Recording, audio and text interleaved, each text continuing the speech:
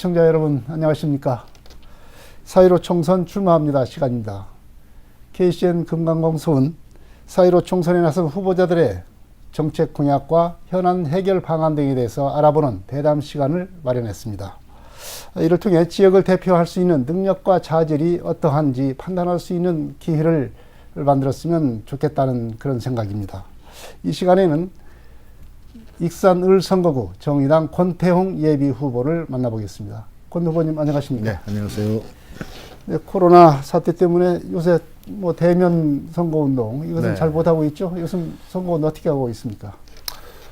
대면 선거 운동은 기본적으로 좀 자제하라는 지침이 당적 차원에서 내려져 있고요. 네. 실제로 대면 선거 운동을 자제해야 될 때고, 근데 뭐 선거 운동도 선거 운동입니다만은 어서 좀 코로나가 빨리 좀 진정되기를 바라는데, 뭐 다행인 것은 익산이 지금 아직은 코로나 확진 환자가 한 분도 안 계셔서 큰 다행입니다. 무엇보다도 이 코로나 때문에 사실은 자영업 하시는 분들이 너무 힘드셔서 이번 추경에 대해서도 이제 그런 정부의 요청을 드렸습니다만은 이 자영업 하시는 분들이 최소 좀 버팀목이 될 수 있도록 직접 지출을 좀 추경에 강화해 달라 이렇게 말씀을 드렸는데 좀 제대로 좀 안 해주셔서 좀 속상하고 있습니다. 네. 이제 뭐 선거운동과 관련된 대담 시간인 만큼 네. 익산 시민들에게 네. 먼저 인사 말씀 해주시기 바랍니다. 네, 안녕하세요. 정의당 중앙당 사무총장으로 일하고 있는 권태홍입니다. 작년 7월부터 사무총장을 맡아서 익산에서 서울로 매일 출퇴근하고 있습니다. 중앙 정치가 바뀌지 않으면 지역의 발전이 어렵기에 하는 일입니다. 이번에 익산을 국회의원 예비 후보로 등록하고 지금 선거운동을 지금 하고 있는 중인데요. 모쪼록 코로나 예방 방역을 잘 해서 익산이 청정지역으로 남았으면 좋겠다는 말씀 드리고, 이번 선거에 꼭 한번 인물 중심으로 바꿔 주셨으면 좋겠습니다. 예, 오늘 많은 말씀 드려보겠습니다. 네. 권태홍 후보께서는 네. 지난 선거 때 네. 이후에 바로 이제 익산으로 내려오셔가지고 여러 가지 활동을 좀 했습니다. 네. 물론 뭐 서울 활동도 하고 네. 이 지역 활동도 많이 했지만 어떤 활동을 했는지 잠깐 소개를 해주시기 바랍니다. 예, 제가 2016년 2월 달에 익산에 귀향해서 그때 20대 총선에 출마를 했었고요. 그때부터 익산에서 정치하겠다라는 약속을 우리 시민들께 드린 바가 있습니다. 지금 한 4년 됐는데요. 제가 전북도당 위원장을 맡아서 지방선거에 출마도 했고요. 그래서 전라북도의 현안에 대해서 굉장히 많이 준비하고 또 많은 방송 활동을 통해서 말씀도 드렸던 것 같습니다. 또 익산에서도 제가 지난 총선에서 공약했던 협동조합 창립을 비롯해서 최근에 많이 보도된 장전마을 문제 또 주민들과 함께 풀기 위해서 한 3년 이상 같이 뛰어다녔던 것 같습니다. 또 익산에 유난히 환경 문제가 많아서 참 걱정인데요.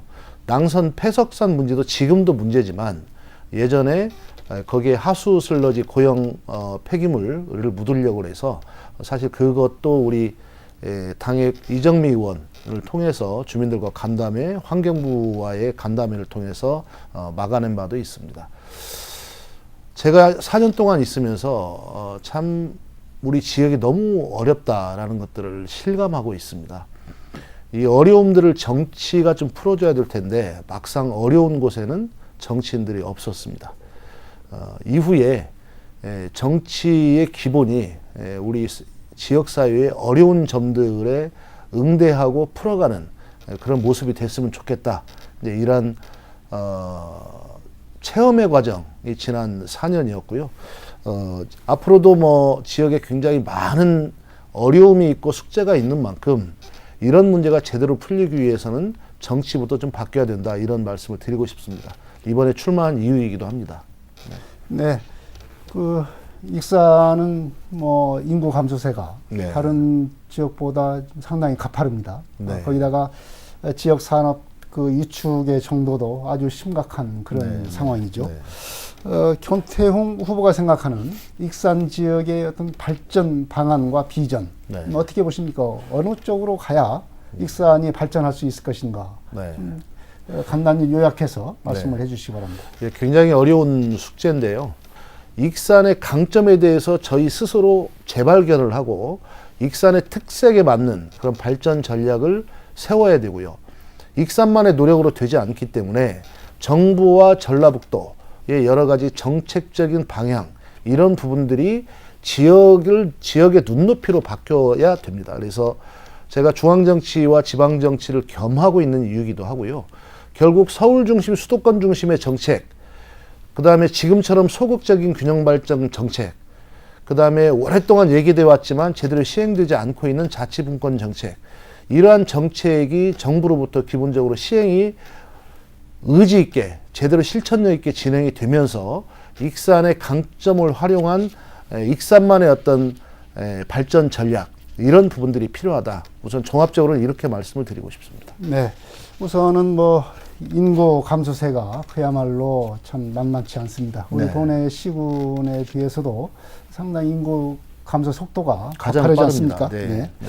이 권태웅 후보가 생각하는 익산 지역의 인구 감소 대책 네. 이걸 말씀을 해주시기 바랍니다.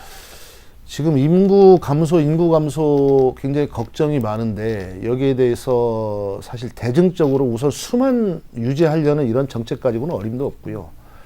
이제 살아가는 사람들이 뭔가 좀 살기 편하고 걱정이 좀 없어야 그걸 보고 다른 데서도 오히려 들어와서 익산이 살고 싶다 이렇게 될 건데 굉장히 여러 가지 요소가 있습니다. 아까 이제 말씀드렸듯이 환경과 일자리 문제가 가장 크고요.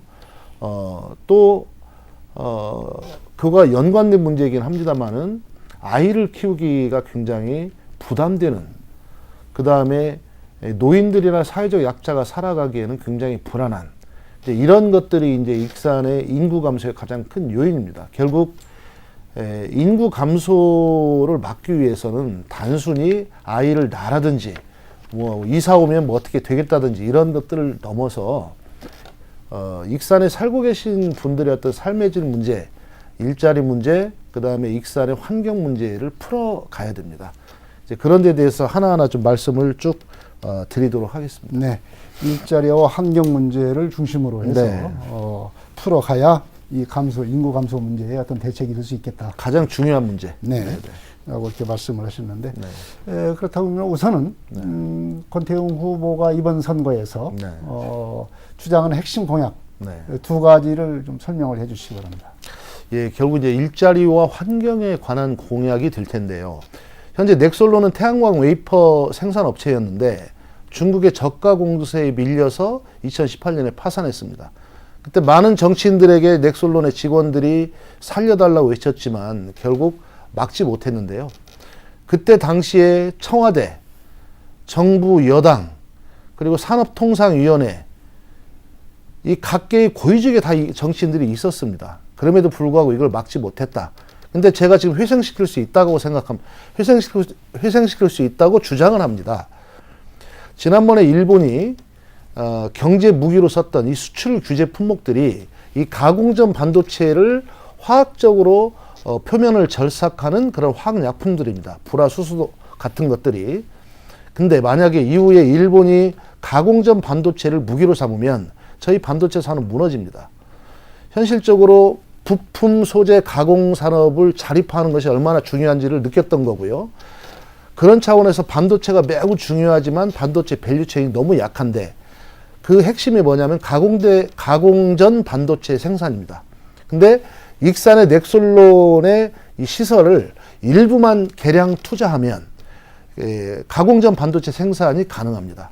그런 차원에서 넥솔론을 가공전 반도체 공장 소재 공장으로 전환하겠다. 그게 이제 첫 일자리 공약이고요. 좀 요약해서 말씀해 주시기 그렇습니다. 바랍니다. 환경 공약은 이제 제1 국가산단, 제2 국가산단을 친환경 첨단 산업단지로 국가 시범사업으로 하겠다. 이걸 통해서 영등동, 부송동, 어양동, 팔봉동 등 악취와 초미세먼지를 잡도록 하겠다. 이게 두 번째 공약입니다. 네, 뭐 이 핵심 공약 두 가지를 말씀하셨는데 구체적으로 이제 실현 방안에 대해서 네. 뒤에 가서 네. 설명을 듣기로 하겠습니다. 알겠습니다. 익산은 이제 권 후보께서도 강조를 하다시피 환경 문제가 심각합니다. 네, 그렇습니다. 특히 이제 장전마을 집단 암활병 네. 사태 네. 이 문제는 그야말로 주민들이 직접적으로 고통을 받는 네. 그런 문제였습니다. 다행히 이제 원인은 밝혀졌고 네. 앞으로 이제 사후 문제가 남아 있습니다. 사후 네. 처리를 어떻게 해야 될 것인가 이게 지금 과제로 남아 있고 네. 이것과 관련해서 이제 권 후보께서는 장전마을법을 만들겠다 네. 이렇게 공약을 했습니다. 네. 이 장전마을법의 이 내용과 그리고 이 사후 문제와 관련해서 이거 어떻게 이 사후 대책을 해서 주민들에게 말끔히 이 문제를 해결할 수 있을 것인지 그걸 말씀을 해주시기 바랍니다. 예, 장전마을의 환경오염 피해를 정부가 공식적으로 인정한 만큼 향후 남은 과제는 세 가지입니다. 과거의 피해에 대해서 제대로 배상받게 하는 것, 네. 그리고 앞으로 장전마을과 장전마을 주민들에 대해서 오염된 환경에 대해서 제대로 관리하고 복원하는 것, 그리고 장전마을 주민들의 건강을 제대로 진단하고 관리해 주는 것, 이 세 가지가 지금 숙제입니다. 그래서 관련해서 마을의 환경관리와 주민들 건강관리와 관련해서는 환경부, 익산시 주민들 함께 지금 준비를 하고 있는데요. 문제는 피해 배상이 굉장히 어렵습니다. 그래서 그렇죠. 네. 네, 그래서 지금 소송으로 지금 진행을 하고 있는 과정인데 이 소송 과정이 굉장히 오랜 기간이 걸릴 거기 때문에 정부에 여러 가지 촉구들을 하고 있습니다. 이와 관련해서 향후에 장전마을과 같은 이런 사태가 다시 재발하지 않도록 하는 거, 또 이런 피해가 생겼을 때 제대로 조사하고 빨리 결론을 내리는 거, 결론이 나왔을 때 제대로 피해 구제하는 거와 관련된 법을 일괄해서 제가 장전마을 법이라고 표현했습니다. 네. 그래서 이를테면 폐기물관리법, 비료관리법, 그다음에 대기환경보전법, 환경보건법, 그리고 피해구제법을 개정하거나 만약에 이게 개정이 일괄해서 어렵다면 장전마을 특별법을 만들어서라도 이런 사태가 나지 않도록 미리 환경기준을 높여서 관리하고, 그리고 실제로 어떤 악취가 생겼을 때 악취만 저감하려고 하지 말고 악취 성분 검사를 의무화하고, 그리고 환경부 산하의 전담 역학조사 기구를 만들어야 됩니다. 그리고 피해가 생겼을 때 결국 구상권을 통해서 원인자에게 책임을 물어야 되겠지만 지자체와 정부가 나서서 먼저 피해 보상을 제대로 빠른 시간 내에 할 수 있도록 피해 구제법도 바꿔야 됩니다. 네. 그런 내용들을 지금 준비를 하고 있습니다. 관련된 모든 이제 법안 내용들을 네. 현실에 맞게 네. 피해 구제를 제대로 할 수 있고 그렇습니다. 조사를 철저히 할 수 있는 그렇습니다. 그런 법률 체계로 이제 개정을 해야 되겠다 그런 그렇습니다. 말씀이죠. 예. 네. 이 낭산 폐석산 불법 폐기물 매립 사건도 아주 익산으로서는 이 고질적인 환경 문제 아니겠습니까? 그렇습니다. 이제 뭐 여러 가지 해결의 어떤 방안은 잡힌 것 같습니다. 네. 그런데 현실적으로 그것이 이제 현실화 될 수 있겠느냐 하는 문제는 또 다른 문제인 것 같습니다. 그렇습니다. 특히 이 매립을 한 업체들의 이제 주소지에 따라서 그 해당 관련 자치단체들이 이적을 할 수 있도록 이렇게 협조를 해야 되는데 현재 예산이랄지 이런 것들이 전혀 협조가 지금 이루어지지 않고 있는 것 같습니다. 네, 그렇습니다. 현실적으로 굉장히 어려운 일인데 이걸 어떻게 현실화할 수 있겠습니까? 환경부 전라북도 익산시 주민대책회의가 합의한 것은 올해까지 30만 톤을 판에서 이적하겠다는 겁니다. 그러려면 예산이 510억 정도 필요한데 올해 세워진 예산은 국비 68억에 지방비 68억입니다. 근데 지방비 68억도 낭산에 폐기물을 파묻었던 업체 수십 군데가 소재하고 있는 지방자치단체 17군데에 68억을 내라고 했습니다. 내겠습니까? 안 내겠습니까? 안 내죠. 그래서 제가 환경부하고 계속 얘기를 하고 있는, 환경부가 3월 6일 날 이 해당 17개 지자체와 만나서 어쨌든 매칭 예산을 68억을 빨리 내라. 그렇지 않으면 다른 불이익이 있을 수도 있다. 이렇게 한다고 하는데 쉽지 않아 보입니다. 문제는 행정 대집행을 행정기관들이 빨리 해주고 거기에 대한 비용을 청구해야 되는 이런 수순으로 가야 주민들 피해나 익산시의 피해가 줄어든다는 점인데 현재 행정 대집행법 자체를 고쳐야 됩니다. 왜냐하면 여기에는 그 폐기물 업체들이 소재하고 있는 지자체가 지방비를 매칭하도록 이렇게 법에 규정돼 있어요. 네. 근데 거기서 당해 지자체를 그렇게 해석을 하고 있는데 법을 바꿔서 피해 주민들이 있는 곳의 지자체가 행정 대집행을 책임지도록 행정 대집행법 자체를 바꿔야 됩니다. 현재는 흙과 석분으로만 원상 복구를 하게 되어 있는데 기 복구 예치비로 따지면 10분의 1밖에 저걸 못하기 때문에 자꾸 엉뚱한 불법적인 사태가 생기는 거예요. 그래서 그 산지관리법을 좀 바꿔서 반드시 흙과 석분으로만 원상 복구하는 것뿐만 아니라 거기를 여러 가지 뭐 체험장이라든지 또는 뭐 다양한 방식의 대안들을 관과 민과 관이 협의해서 합의하면 실제 할 수 있도록 복구에 대한 어떤 선택 방안을 넓혀줘야 됩니다. 이적 처리할 수 있는 장소가 네. 마땅치가 않지 않습니까? 네, 근데 그 문제도 해결해야 될 것 같은데요. 이제 그 문제 관련해서는 결국 이제 정부 책임이 굉장히 클 건데요. 기존에 불법적으로 처리되거나 처리가 안 됐던 이 폐기물들이 있습니다. 여기에 대해서 필요하다면 기존의 국가 공공 지정 폐기물 처리장이라든지 여러 처리장에 대해서 환경부가 종합적으로 사실은 관리를 하고 필요하다면 오랜 토론을 거쳐서라도 그런 것들을 묻을 수 있는 대안들을 만들어 내야 됩니다. 지자체 차원에서는 어렵기 때문에 그건 환경부의 좀 숙제라고 좀 얘기를 해야 될 것 같습니다. 네. 또 익산하게 되면 또 시민들이 고통을 받고 있는 게 바로 악취입니다. 네. 그야말로 고질적인 문제지요. 네. 이를 해결하기 위해서는 이제 아까도 우리 권 후보께서 말씀하신 대안을 말씀을 하셨습니다. 네, 1, 2 산업단지를 친환경 산업 네. 그리고 신재생 에너지 산업의 어떤 시범 산업 지역으로 만들겠다. 네. 이것을 이제 공약을 내세웠는데 이것은 그야말로 산업단지 자체를 네. 바꾸는 문제 아니겠습니까? 그렇습니다. 그렇다고 한다면 이것을 바꾸려고 하면은 우선 거기에 들어있는 기업들이 동의를 해야 되고요. 네. 이걸 그렇게 하려면 일단 제도도 개선을 해야 될 것이고 네, 네. 또 뭐 여러 가지 지원도 좀 해줘야 되지 않나. 그렇습니다. 이런 예산 문제가 이렇게 뒤따르는 문제들입니다. 네. 이런 문제들을 그러면 어떻게 해결할 것인지 네. 이게 상당히 문제가 될 것 같습니다. 현재 100만 평에 이르는 국가 1산업단지, 40만 평의 국가 2산업단지, 합해서 140만 평인데요. 그 두 산업단지를 국가 시범사업으로 친환경 공단으로 만들어서 그 인근 지역의 악취, 초미세먼지 피해를 줄여보겠다. 이제 이런 말씀이고요.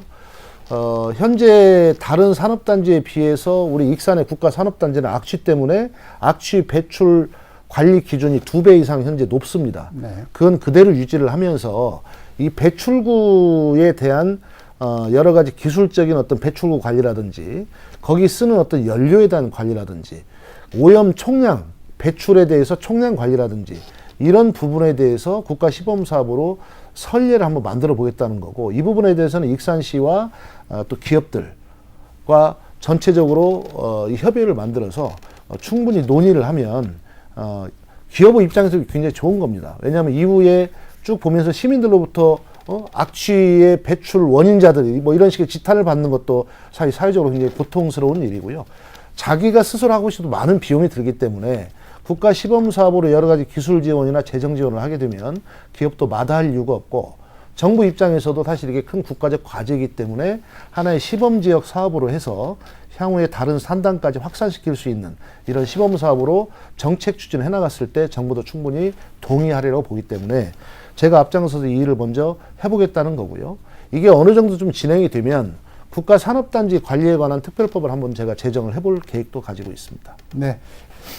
그리고 권 후보께서는 또 넥셀론을 파산 지금 절차가 네. 파산되어서 지금 경매가 진행 중인데 네. 그야말로 이제 청산이 된 상태죠. 네.